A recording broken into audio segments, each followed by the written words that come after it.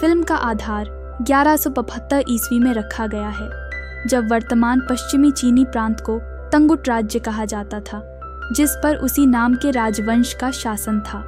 वहाँ कई मंगोलियन जातियां रहती थीं, जिन्हें उनके संबंधित नेताओं यानी खान कहा जाता था।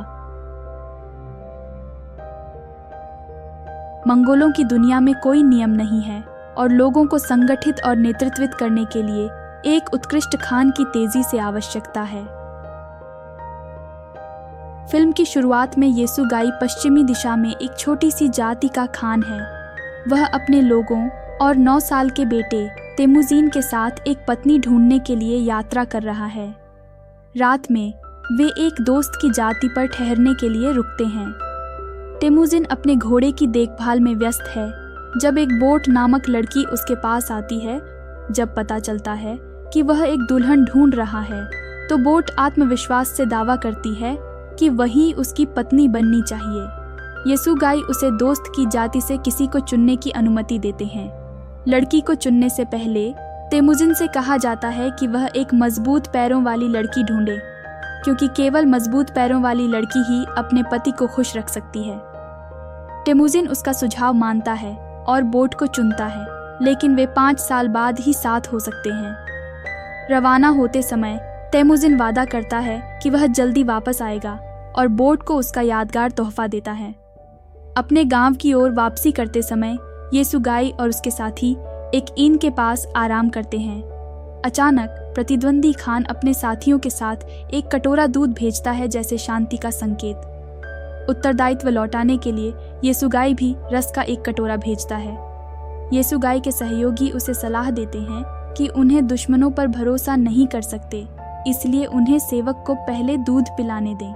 लेकिन येसुगाई संदेह के कारण शांति का मौका नहीं गंवाना चाहते हैं। वह कटोरा साफ करता है और दूसरे खान भी ऐसा करता है। कुछ समय बाद वे यात्रा जारी रखते हैं, लेकिन कुछ ही मिनटों में येसुगाई की छाती दर्द करने लगती है। वह घोड़े से गिर जाता है और मर जाता है। तेमुजिन समर्थन के लिए अपने पिता के अनुयायियों के पास जाता है, लेकिन वे थोड़ी चिंता दिखाते हैं। येसुगाई के पास बहुत सारी पशु और घरेलू संपत्ति थी, जो उनके सहायक व्यक्ति तारगुताई द्वारा ले ली जाती है। तेमुजिन की माँ उसे शाप देती है और दावा करती है कि उसका बेटा एक दिन उसे मार देगा, और उसका ध्येय बनाता है कि तेमुजिन को मार डालना है। तथापि उसकी ऊंचाई को मापा जाता है, जो एक गाड़ी के पहिए के ऊपरी हिस्से तक नहीं पहुंचता है।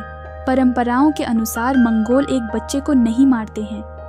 जब सर्दियां आती हैं तो तेमुजिन को छुपने का कोई स्थान नहीं होता, इसलिए वह पवित्र पहाड़ी पर जाता है ताकि पवित्र स्थान को देख सके। लेकिन रास्ते में वह तत्काल फ्रोजन झील में गिर जाता है और लगभग मरने की स्थिति में हो जाता है। उसे उसके उम्र के एक लड़के नामक जमुका द्वारा उद्धार किया जाता है। तेमुजिन उन भाइयों के लिए आभारी है जिन्होंने उसकी जिंदगी को बचा लिया है। वे अपनी वफादारी को प्रमाणित करने के लिए एक कटोरे दूध में अपना रक्त मिलाते हैं और उसे पीते हैं। अगले सुबह उन्हें तारगुताई और उसके लोगों द्वारा सामना किया जाता है। वे उसे अपहरण करते हैं और उसे कबीले में ले जाते हैं, लेकिन निराशाजनक रूप से तेमुजिन की ऊंचाई उस समय से ज़्यादा बढ़ी नहीं है। एक दयालु बूढ़ा रोज़ उसे खिलाता है और उसके घावों की मदद करता है। अचानक बारिश शुरू हो जाती है और सभी अपने घरों में चले जाते हैं। बुजुर्ग आदमी इस अवसर का लाभ उठाते हैं और तेमुजिन को मुक्त करने के लिए उनको छोड़ देते हैं और भगवान तेंगरी की मदद के लिए प्रार्थना करता है। फिर तेमुजिन भगवान के स्मारक के पास एक सफ़ेद भेड़िया देखता है और कुछ ही समय बाद अचानक वुडन प्लेन चमत्कार पूर्वक टूट जाता है। दृश्य 1186 में बदल जाता है। तेमुजिन बड़ा हो गया है, लेकिन अभी भी तारगुताई और उसके लोगों से भाग रहा है। वर्षों की खोज के बाद वे उसे पकड़ लेते हैं। इस बार उसने इतनी ऊंचाई तक बढ़ ली है कि उसकी जीने की संभावनाएं कम हैं।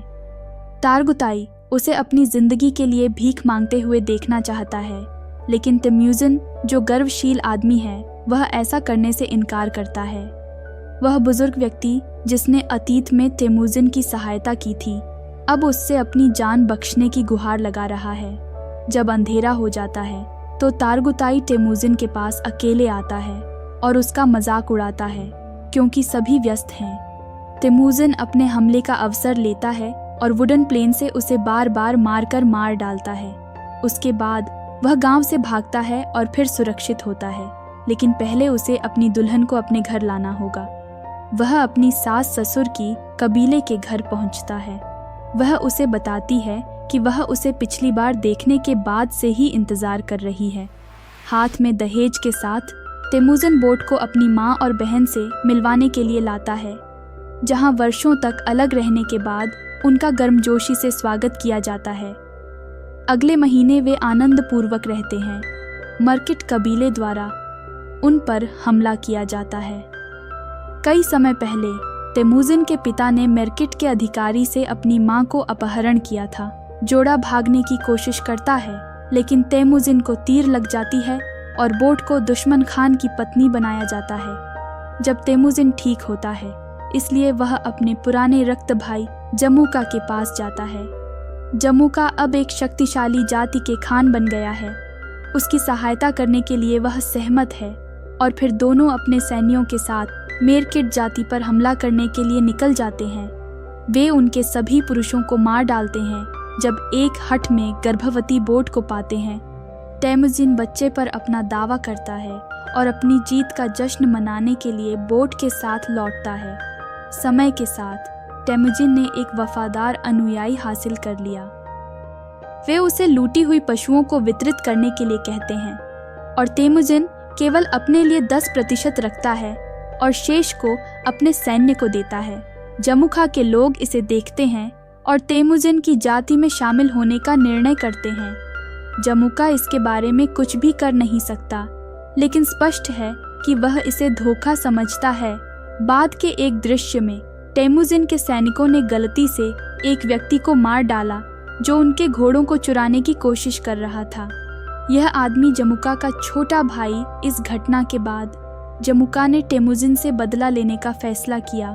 वह एक और जाति के साथ हाथ मिलाता है और तेमुजिन की जाति पर हमला करता है। तेमुजान को पता है कि उसके लोग युद्ध नहीं जीत सकते क्योंकि वे बहुत अधिक संख्या में हैं। अनेक प्रतिद्वंद्वियों को मारने के बाद भी तेमुजिन अंत में पकड़ा जाता है।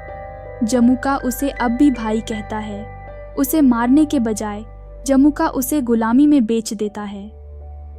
तेमुजिन और उसके शेष पुरुष को कई मील चलने के लिए मजबूर किया जाता है, जिसे तंगुट राजवंश द्वारा नियंत्रित किया जाता है। तांगुत राजवंश के एक उच्च पदस्थ अधिकारी ने तेमुजिन को खरीदने में रुचि दिखाई, लेकिन उनके सलाहकार मोंक का मानना है कि तेमुजिन गुलामी के लिए उपयुक्त नहीं है। फिर उसे एक पिंजरे में रखा जाता है जिसे लोग देख सकते हैं और मजाक उड़ा सकते हैं। सन्यासी हर दिन उसे मिलता है। वह तेमुजिन के साथ एक संधि करता है कि अगर वह बोट को खोजता है तो तेमुजिन मठ को नष्ट नहीं करेगा जब समय आएगा। रेगिस्तान में बोट की खोज में मर जाता है। भाग्य से वह बोट द्वारा पाया जाता है जो पहचानती है कि वह माला जो उसके पास कई सालों से थी उसी की है। उसी रात वह एक गार्ड को रिश्वत देती है और तेमुजिन को भागने में मदद करती है। 4 व्यक्तियों का परिवार अपने गांव में वापस लौटता है और वहां 1 महीने खुशहाली से जीता है। बच्चे अपने पिता से प्यार करते हैं और हर समय उसके साथ खेलते हैं। फिर एक दिन बोट टिप्पणी करती है कि सभी मंगोल एक जैसे होते हैं। वे चोरी करते हैं, लूटते हैं और हत्या करते हैं। तेमुजिन ने जनजातियों को एकजुट करने और मंगोलों पर अपना शासन स्थापित करने के लिए अपने परिवार को छोड़ने का फैसला किया। उन्होंने 3 नियम निर्धारित किए: महिलाओं और बच्चों को कभी नुकसान नहीं पहुंचाना, दुश्मनों से अंत तक लड़ना और कभी भी अपने नेता के साथ विश्वासघात नहीं करना। दृश्य 1196 में कट जाता है। उसने अपनी ओर से मंगोलों की सेना को एकत्रित किया है, कई जातियों को संगठित किया है और अपना बड़ा कबीला बनाया है। आज 2 भाई अपनी सेनाओं के साथ युद्ध के मैदान में खड़े हैं अंतिम लड़ाई के लिए। तेमुजिन ने पूरी युद्ध की योजना बनाई है। लंबे और कठिन लड़ाई के बाद तेमुजिन जीत जाता है और जीती हुई दुश्मन सेना को कब्जा करता है, जिसमें जामुका भी होता है। सेना तेमुजिन के अनुयायियों के रूप में स्वीकार की जाती है बजाय मारे जाने के। इस इशारे से वे अपने नए खान के प्रति आभारी और निष्ठावान बन जाते हैं। जो पुराने आदमी ने जिन्हें एक बार भागने में मदद की थी, उन्हें कबीले के सलाहकार बना दिया गया है। अब बस जमुका के लिए निर्णय करना बाकी है। भाइयों ने एक दूसरे के साथ बैठकर बातचीत की और यह सोचा कि वे जीवन में कितने आगे बढ़ गए हैं। तेमुजिन उसे माफ कर देता है और उसे जाने देता है। फिर हम देखते हैं कि बोट अपने दोनों बच्चों के साथ तेमुजिन के साथ पुनः एकत्रित हो गई है और खुशहाली से उसके साथ रहती है।